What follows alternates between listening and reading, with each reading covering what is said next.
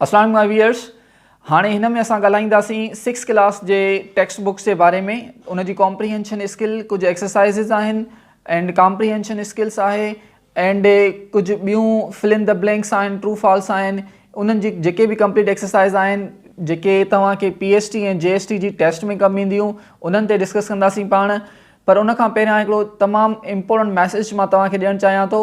Before preparing for PST और JST, PST या JST preparing खां पहिरियां मोस्ट स्टूडेंट छा कंदा आहिनि, whether they have been preparing from YouTube channel और they have been preparing from the books, या त उहे बुक्स मां प्रिपरेशन कनि था या यूट्यूब तां डिफरेंट सोर्सिस तां उहे प्रिपरेशन कनि पिया PST JST जी जॉब्स लाइ, अपकमिंग जॉब्स जे लाइ। उहे छा कंदा आहिनि, उहे टेक्स्ट खे रटण जी कोशिशि कंदा आहिनि, मेमोराइज़ करण जी कोशिशि कंदा आहिनि। उहे या त कंप्लीट वीडियो खे कोन ॿुधंदा आहिनि, या वरी जेकॾहिं उहे टेक्स्ट पढ़ंदा आहिनि 6th 7th 8th 9th 10th जो क्लास जो जेके बि बुक्स पढ़ंदा आहिनि, उन में पूरे टेक्स्ट खे पढ़ण जी कोशिशि, पूरे पैसेज खे पढ़ण जी कोशिशि न कंदा आहिनि, सिर्फ़ु उन्हनि जा सवालनि जा जवाब रटींदा आहिनि। मां तव्हांखे हाईली रिकमेंड कयुमि, इहा तमामु घणी बैड प्रैक्टिस आहे जेकी तव्हांखे PST JST में कॾहिं बि सक्सेसफुली तव्हांखे इंग्लिश पार्ट क्लियर करण में हेल्प न कंदी। जेकॾहिं तव्हांजी इहा अप्रोच आहे त तव्हांखे पूरो पैसेज पढ़णो आहे, छाजे करे इट्स नॉट इम्पोर्टेंट जेको सखर IBA जी टेस्ट तव्हांखे ॾिसंदो प्रीवियस ईयर्स जूं जेके बि सखर IBA टेस्ट वरितियूं आहिनि, उन में तव्हां जॾहिं बि उन्हनि खे एनालाइज़ कंदो, उनखे ॾिसण जी कोशिशि कंदो, त उन में ज़रूरी न आहे तव्हांखे एग्ज़िट सवाल ॾिना वञनि जेके तव्हांखे टेक्स्ट में ॾिनल आहिनि। कॾहिं कॾहिं सवालनि जी नोयत चेंज हूंदी आहे, पैसेज उहो हूंदो आहे पर सवाल चेंज हूंदा आहिनि। हाणे इहे सवाल जेकॾहिं चेंज हूंदा, तव्हांजा कुझु रटियल सवाल हूंदा, त पोइ तव्हां उन्हनि खे I am sorry to say that तव्हां पैसेज खे क्लियरली हैंडल न करे सघंदो। पंहिंजा 5 खां 6 MCQ जेके कॉम्प्रीहेंशन स्किल्स जा आहिनि, उहे तव्हां पंहिंजा 5-6 MCQs रॉन्ग डील कंदव, तव्हां उन में फेल थी वेंदव। So I would highly recommend you, जेकॾहिं तव्हां यूट्यूब ते पढ़ो था या टेक्स्ट खां पढ़ो था, बुक खां पढ़ो था, कहिड़ो बि सोर्स इस्तेमालु कयो था, त उन जी कॉम्प्रीहेंशन स्किल्स खे पूरे सही नमूने सां यूट्यूब तां ॿुधो या टेक्स्ट खां पढ़ो था त उन कंप्लीट टेक्स्ट खे पढ़ो, हर एंगल खां उन टेक्स्ट खे पढ़ो, सम्झण जी कोशिशि कयो, त जीअं तव्हां जेतिरो तव्हांजी सम्झ वधी। कॉम्प्रीहेंशन जी मीनिंग ई आहे to comprehend means to understand the text खे अंडरस्टैंड करे उन मुताबिक़ तव्हांखे सवालनि जा जवाब ॾियणा आहिनि।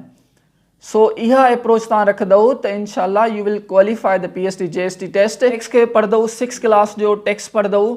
उन 6 क्लास जे टेक्स्ट में पहिरियों तव्हांखे यूनिट जेको मिलंदो, उहो यूनिट आहे अ विज़िट टू द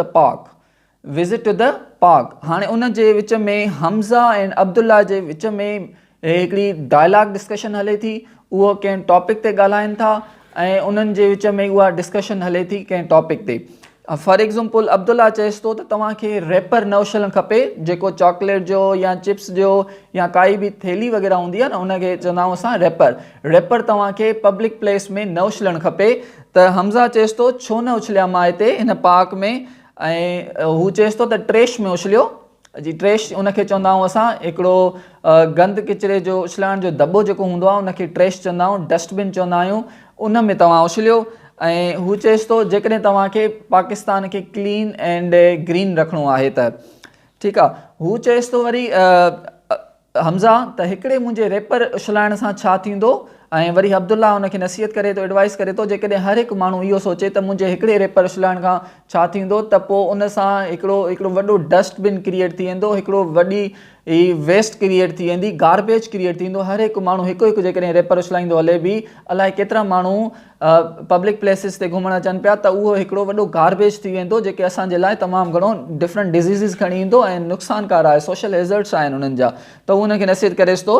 पोइ वरी अब्दुल्ला चएसि थो त I will throw single piece of trash, it will soon create a rubbish, उहो सॼो रबिश क्रिएट कंदो। ऐं हमज़ा वरी अब्दुल्ला चएसि थो त तव्हां छा पार्क्स जा रूल्स न पढ़िया, जॾहिं तव्हां पार्क्स में इन थियो त उन्हनि जे रूल्स खे न ॾिठो, त what are the rules of park to follow while entering to the park. हू चएसि पियो त मां पार्क जा रूल्स कोन पढ़िया आहिनि। ऐं पोइ हमज़ा चएसि थो त पार्क्स जा बि रूल्स थींदा आहिनि छा, त वरी अब्दुल्ला चएसि थो शेकिंग हेड पंहिंजो मथो लोॾे करे चवंदो अथसि हुनखे त उहे पार्क्स जे रूल्स खे ॾिसंदा आहिनि। ऐं सिटी पार्क रूल्स उन नोटिस बोर्ड ते लिखियलु हूंदो आहे, सिटी पार्क्स रूल्स। उन सिटी पार्क्स रूल्स में लिखियलु हूंदा आहिनि देयर आर 6 मेजर रूल्स, उन में 6 रूल्स लिखियलु हूंदा आहिनि। उन में चवंदो आहे त काई बि शइ चॉकिंग वग़ैरह या ड्रॉ न कयो तव्हां वॉल्स ते काई बि शइ लिखो न, उन वॉल्स खे ख़राबु न कयो। ऐं तव्हां जेको ट्रेश आहे, गंद किचिरो आहे या को बि रेपर आहे, ख़ाली थैली आहे, उहा पार्क में न उछलायो, उहा ट्रेश में उछलायो या डस्टबिन में उछलायो। ऐं कंहिं बि प्लांट्स खे ऐं ट्रीज़ खे नुक़सानु न ॾियो। इहे parks rules in tree. Number 4 जेको चए थो, कंहिं बि बेंच ते जेकॾहिं तव्हां वेठा आहियो पब्लिक प्लेस जी, उन बेंच खे साफ़ क्लीन रखो ऐं उन ते काई शइ लिखो न ऐं उन खे डैमेज न कयो। उन खां पोइ चए थो तव्हांखे पार्क्स जी टाइमिंग फॉलो करणी पवंदी। पार्क्स जी जेकी टाइमिंग आहे उहा 8 AM सुबुह जा 8 खां शाम जा 8 बजे ताईं डेली आहे। उन खां पोइ children must come with an adult. जेको ॿारु आहे उहो एडल्ट सां लाज़मी अचे, वॾे सां लाज़मी अचे। त ही जेके पार्क्स खे तव्हां रूल्स खे फॉलो कंदव त these are very beneficial for you all. इहे तव्हांजे लाइ तमामु बेनिफिशियल आहिनि। ही हिकिड़ो पार्क रूल्स हुयो, असां डिस्कस कयेंगे रूल्स ऑफ पार्क्स। एंड उनखे हमज़ा एंड अब्दुल्ला जे विच में डिस्कशन जेकी थी। सी कॉम्प्रीहेंशन पैसेज जॾहिं पढ़ो था, तव्हांखे कॉम्प्रीहेंशन स्किल्स इम्प्रूव करणियूं आहिनि त U have to go through the passage very thoroughly, whether you have been preparing from YouTube channels और फ्रॉम टेक्स्ट और बुक खां पढ़ो था या यूट्यूब खां पढ़ो था, त उनखे कंप्लीटली ॿुधो सम्झो ऐं according to that passage you can create your own questions is well. त तव्हां पाण उन जा क्वेश्चन्स क्रिएट करे सघो था ऐं हिकिड़े पर्टिकुलर सवाल जा जवाब वीडियो खे फॉरवर्ड करे या टेक्स्ट खे सिर्फ़ु टेक्स्ट जे लास्ट में वञी करे बुक जे उन जा सिर्फ़ु सवाल यादि करण सां तव्हां you can not qualify the English part of your test. Question हल्दी आहे अब्दुल्ला ऐं हमज़ा जे विच में। अब्दुल्ला चवंदो आहे, हाणे तव्हांखे रियलाइज़ थियो त असांखे छा करणु खपे पब्लिक प्लेसिस में ऐं छा न करणु खपे।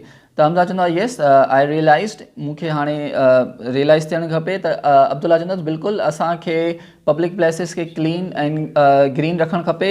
जेकॾहिं असां ईअं न कंदासीं, इनखे गार्बेज बणाए छॾींदासीं, त असांजे लाइ का बि एंटरटेनमेंट जे लाइ, का बि इंजॉयमेंट जे लाइ, फन जे लाइ का प्लेस न बचंदी जंहिंजे ज़रिए जिते असां लाइफ खे इंजॉय करे सघूं, एंटरटेनमेंट वठी सघूं। ऐं उन खां पोइ हमज़ा चवंदो आहे, मूंखे हिकिड़ो आइडिया आहे त असां पंहिंजे पब्लिक प्लेसिस खे कीअं क्लियर रखे सघूं था। इहो असांखे ॿियनि खे बि सेखारणु घुरिजे। त अब्दुल्ला चवंदो अथसि, कीअं इहो करे सघूं था। त पोइ हमज़ा चवंदो अथसि, असांखे पोस्टर्स रखणु खपनि ऐं उन्हनि में माण्हुनि खे ॿुधाइणु खपे त असां पब्लिक प्लेसिस खे कीअं क्लीन ऐं ग्रीन रखे सघूं था। एंड उन खां अलावा प्लेस डस्टबिन्स ऐं हर जॻह ते असांखे डस्टबिन रखणु खपनि त जीअं उते को बि ॿारु अचे थो, एडल्ट अचे थो, उन डस्टबिन खे में जेको रैपर आहे या शापर्स आहिनि, थैलियूं आहिनि, कागज़ आहिनि, उहो उन डस्टबिन में उछले त जीअं असां पंहिंजे पाकिस्तान खे क्लीन एंड ग्रीन रखी सघूं। उन खां पोइ ग्रेट, हमज़ा चवंदुसि great, let's keep our park cleans and teach others to do the same. ऐं उहो साॻियो ई असां पंहिंजे ॿियनि खे बि सेखारियूं। हाणे उन खां पोइ इहो कॉम्प्रीहेंशन पैसेज जो उन में चए थो 4 टॉपिक्स ॾिना अथई। उन टॉपिक्स में चए थो इन पैसेज खे हिकिड़ो को बि टॉपिक ॾियो। 4 टॉपिक आहिनि। 4 टॉपिक में you can see on the screen. Number 1 topic आहे 2 फ्रेंड्स, 2 फ्रेंड्स। नंबर 2 टॉपिक आहे beautiful park.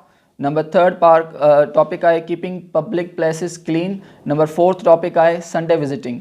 See, it was not about only discussing between the 2 friends. ये ॿिनि दोस्तनि जे विच में गुफ़्तगू हुई, पर सॼो इंटायरली जेको फोकस हुयो टेक्स्ट जो, उहो ॿिनि दोस्तनि जे विच में न हुयो, उन जी डिस्कशन छा ते हली रही हुई। It was important. Beautiful parks जे बारे में न हुयो त ही पार्क्स ब्यूटीफुल आहे, फ्लावर्स आहिनि, ही आहिनि, केतिरो ख़ूबसूरत आहे। It was not, discussion was not on that topic. The discussion was not on Sunday outing. त संडे आउटिंग ते कीअं वञूं पिया, how did we enjoy, how was our Sunday, इहो सॼो इन जे बारे में रिवॉल्व न पियो करे। त टॉपिक जेको बेसिकली रिवॉल्व करे पोइ what was the central theme of the topic. जेको टॉपिक जो सेंट्रल थीम हुयो उहो हुयो कीपिंग पब्लिक प्लेसिस क्लीन। जेको पब्लिक प्लेसिस खे असां क्लीन रखूं। It was our topic. So in passage जो टॉपिक जो पैसेज खे टॉपिक ॾींदो कीपिंग पब्लिक प्लेसिस क्लीन। तो दिस इज़ योर टॉपिक। उन खां पोइ exercise 2 you can see on the screen. Exercise number 2 में चए थो त मैच द वर्ड्स खे मैच करणा आहिनि विद द आंसर्स। त हाणे ॾिसो, दीज़ आर द सिनोनिम्स। इहे बि तव्हांजे लाइ तमामु घणा इम्पोर्टेंट आहिनि। हाणे टेक्स्ट खे पैसेज खे पढ़ंदो, रिमेंबर प्रीवियस ईयर्स बि जेको सखराई बि पढ़ियो त सिनोनिम्स खे तव्हां हरीडली टिक न कयो। त तव्हां बसि जेको तव्हांखे सिनोनिम अचे थो, तव्हां जल्दबाज़ी में असां वेझो जेकी मीनिंग हूंदसि उहो क्लियर कंदा आहियूं। मथां क्लियर उन्हनि जे इंस्ट्रक्शन्स पढ़दा कयो त जेको सखराई टेस्ट में पुछियो वेंदो आहे उहो पुछियो वेंदो आहे त तव्हांजी कॉन्टेक्चुअल मीनिंग छा आहे हिन जी। त तव्हांजो पैसेज क्लियर हूंदो त तव्हांजी कॉन्टेक्चुअल मीनिंग उन सेंटेंस जी कॉन्टेक्स्ट मुताबिक़ तव्हां हुनजी मीनिंग फाइंड आउट करे सघो पिया। ठीकु आहे, त हाणे इन जी साॻी असां कॉन्टेक्स्ट मुताबिक़ पैसेज मुताबिक़ असां हुननि जी मीनिंग खे ॾिसंदासीं। सो लेट्स सी एक्सरसाइज जेकी आहे उहा असांजी वर्ड्स जी सिनोनिम्स फाइंड आउट करणा आहिनि। त नंबर 1 जेको आहे एज़ एन एग्ज़ाम्पल तौरु असांजो मिलियल आहे त ट्रेश।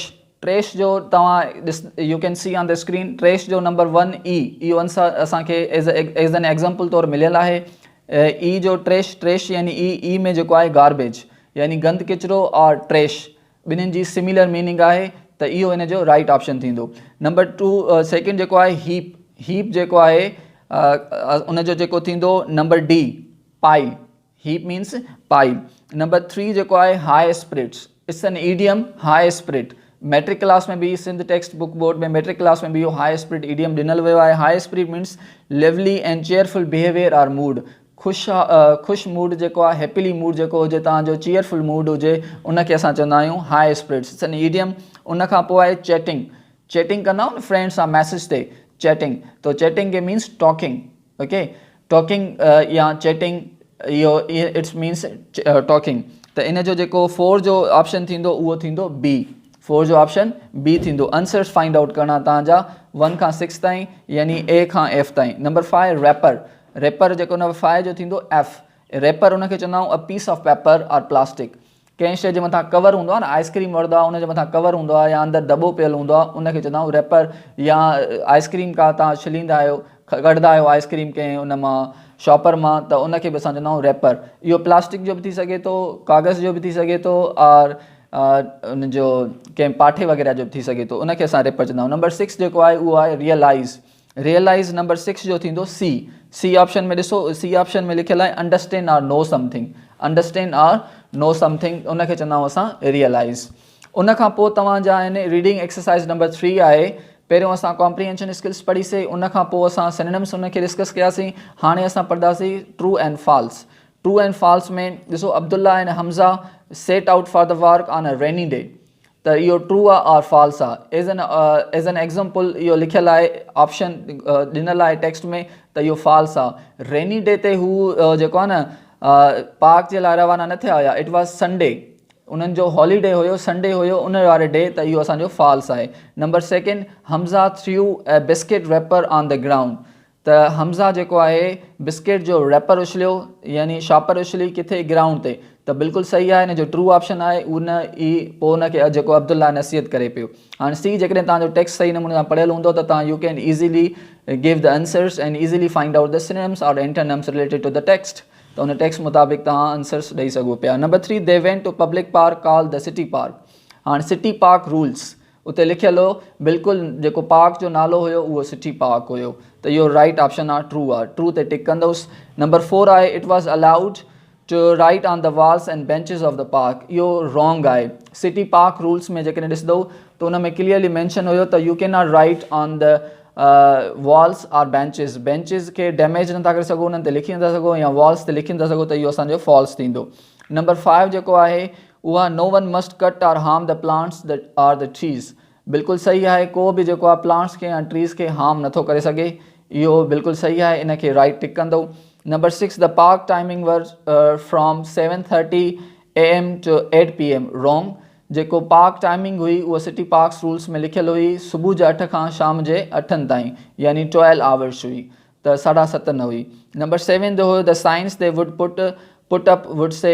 जेके साइंस उहे हमज़ा उन्हनि खे सजेशन ॾिनी अब्दुल्ला खे त जेके साइंस उहे पुट कंदा त पाकिस्तान खे क्लीन करण जे लाइ उहो छा उन्हनि ते छा लिखंदा, कीप पाकिस्तान क्लीन, त पाकिस्तान खे असां साफ़ु रखिणो आहे इन टेक्स्ट तां, त इहो बिल्कुलु सही आहे, इनखे तव्हां ट्रू कंदो। देन असांजी एक्सरसाइज़ आहे use of should and should not. जेके शुड आहे उहो असांजी ड्यूटी खे रिस्पॉन्सिबिलिटी खे एंड प्लस असांजी जेको आहे रिस्पॉन्सिबिलिटी एंड ड्यूटी खे शो कंदो आहे should. Example we should keep our city clean and green. असांखे पंहिंजे शहर खे साफ़ु ऐं सुथरो रखणु खपे ऐं ग्रीन रखणु खपे, सरसब्ज़ रखणु खपे, त शुड।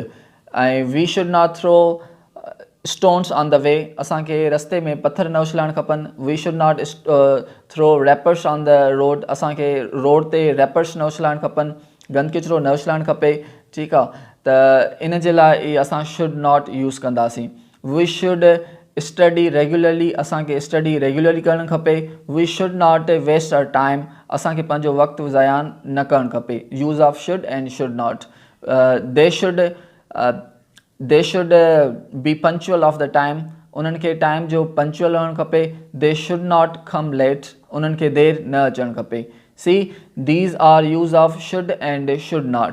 ही असांजूं मेन जेके एक्सरसाइज़ हुयूं रिलेटेड टू द MCQs, जेके असांजा MCQs सां रिलेटेड आहिनि. ॿियूं जेके एक्सरसाइज़ आहिनि उहे असांजूं कुझु पैराग्राफ राइटिंग ते आहिनि, कुझु एसे राइटिंग ते आहिनि. These are not necessary for the PST JST test. त उहे असांखे एसे या पैराग्राफ न ईंदा, सिर्फ़ु just as an MCQs test. उन मां 6-7 MCQs तव्हांजा त definitely come from the comprehension skills. 2-3 MCQs 4 MCQs तव्हांजा सिनोनिम्स में ईंदा आहिनि, एंटोनिम्स में ईंदा आहिनि. पोइ ट्रू फॉल्स अची सघे थो, फिल इन द ब्लैंक्स अची सघनि पिया. इहे these are the exercise related to your MCQs part of the test. उहे टेस्ट जे MCQs पार्ट सां रिलेटेड आहिनि. These are very important. So this was our lecture, brief lecture on 6th class textbook अने clear थी वेंदा. त तव्हांजो सॼो जेको सेंटर आहे उहो तव्हांजो कॉम्प्रीहेंशन स्किल्स आहे. ठीकु आहे. So hope U got my lecture well. If you have any query related to this video lecture, you may ask me in comment below. I will respond to you, inshallah. See you soon in next lecture.